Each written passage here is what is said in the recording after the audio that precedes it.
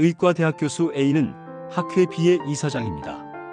B는 올해 추계학회를 준비하고 있습니다. 추계학회는 서울에 있는 5성급 호텔에서 3일간 개최될 예정으로 준비하는데 많은 비용이 듭니다. 이에 A는 제약회사 C, D, E를 만나 후원을 요청하였습니다. 이에 C, D, E는 학회에 1억 원을 후원하였습니다. 학회 B는 1억 원을 후원한 제약회사 C, D, E를 다이아몬드 후원사로 지정하고 학회장 곳곳에 광고판은 물론 학회에 참가한 참가자 이름표에 끈에 제약회사 C 무료로 제공한 가방에는 D 책자에는 E의 로고가 붙어 있었습니다. 그리고 학회 참가자들에게는 등록비를 파격적으로 1만 원만 받았습니다. 그렇다면 이사장 A의 행동에는 문제가 없을까요? 스포츠와 기업의 협업은 하루 이틀이 아닙니다. 선수들의 유니폼이나 신발은 물론이고 선수들이 시합을 뛰는 경기장에는 후원한 기업의 광고판들을 흔히 볼 수 있습니다. 스포츠가 이미지 개선과 매출 확대에 효과적이라는 것이 증명되면서 올림픽이나 월드컵은 물론이고 국내 프로야구나 프로축구에도 기업들은 어마어마한 자금을 후원하고 있습니다.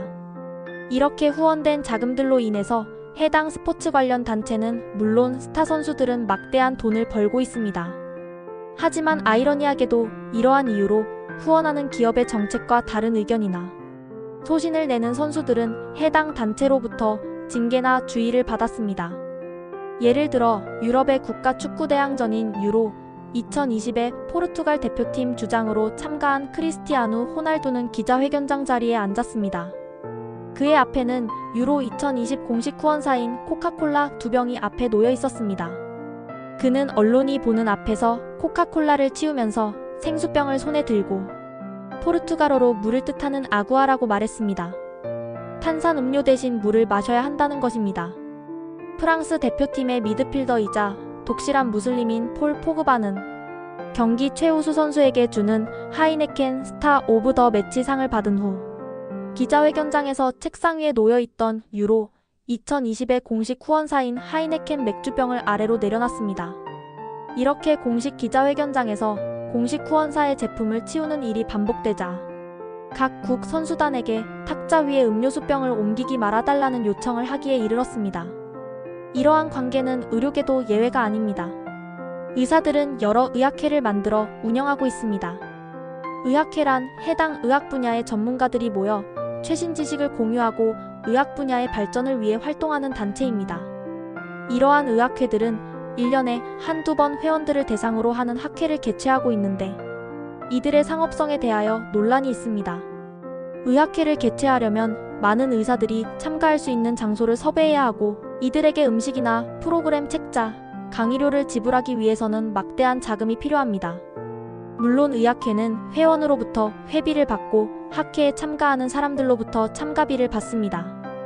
하지만 회비나 참가비로는 학회를 개최하는데 들어가는 비용을 충당하지 못하기 때문에 관련된 제약회사나 의료기구 회사로부터 후원을 받습니다.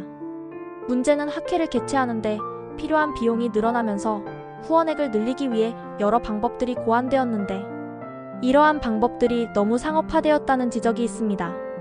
예를 들어 후원액에 따라 제약회사나 기구회사들을 골드, 다이아몬드, 플래티늄 등으로 나누어 학회장에 플래카드를 게시하고 학회장 이름표의 끈에는 제약회사의 이름이나 약품명이 인쇄되어 있으며 학회 참석자들에게 무료로 나누어주는 가방에도 제약회사나 기구회사의 로고가 박혀 있습니다. 프로그램 책자에는 약품이나 기구와 관련된 광고물들이 인쇄되어 있습니다.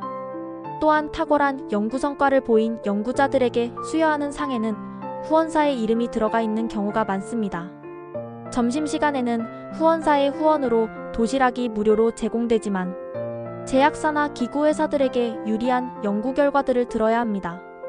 그렇다면 의학회들이 제약회사나 기구회사로부터 경제적인 후원을 받아도 문제는 없을까요?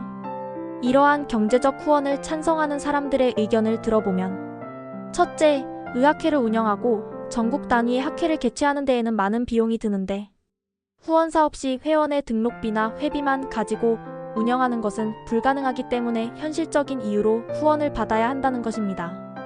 둘째, 제약회사나 의료기기 회사와 같은 의사의 처방과 관련이 있는 회사로부터 후원을 받는 것에 윤리적인 논란이 있기는 하지만 그럼에도 불구하고 의학 연구를 활성화하고 최신의 연구 결과들을 공유하는데 학회의 역할이 매우 중요하기 때문에 어쩔 수 없다는 것입니다. 마지막으로 이러한 학회장에서 제약회사나 기구회사들의 광고는 적당히 선을 지키면 문제가 되지 않을 뿐 아니라 이미 그 분야의 전문가인 의사는 이러한 제약회사나 기구회사의 광고나 홍보에 직접적으로 크게 영향을 받지 않기 때문에 문제가 되지 않는다는 것입니다. 하지만 이러한 관행에 반대하는 사람들의 의견을 들어보면 첫째, 제약회사나 의료기기 회사는 단지 공익이나 브랜드, 이미지 개선과 같은 간접적인 홍보 효과보다는 자신들의 약물이나 기구들의 장점을 알려 매출 증대라는 직접적인 효과 때문에 후원을 하는 것으로 의료 전문가들에 대한 이러한 광고나 홍보로 인하여 환자들에게 실질적으로 필요한 최선의 치료가 제공되지 않을 가능성이 있다는 것입니다.